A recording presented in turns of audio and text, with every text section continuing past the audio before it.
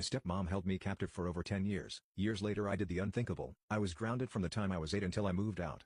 My stepmom would always find another reason to extend it, no matter how small. Even my messy bookcase, and at some point it just became normal that I wasn't allowed to do anything and my dad didn't bother to fight it. And grounding for me didn't just mean I couldn't play video games, it was everything.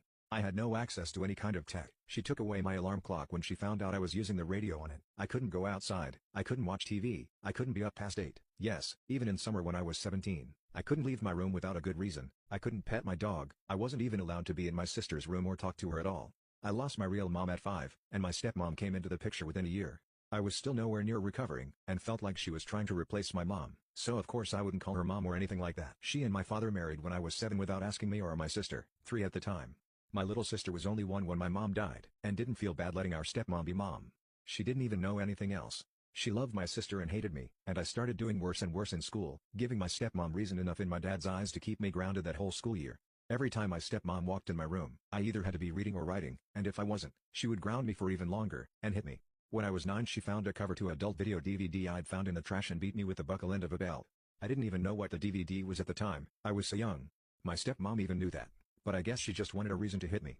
My grandparents, mom's side, got pictures of the bruises, but were too afraid my dad would move me across the country to do anything. It was enough that she was never physical again, but she just started making me write sentences after that. It started out as, "I will not lie 100 times, but that didn't keep me busy long enough, so she kept adding to it every time I did something she didn't like.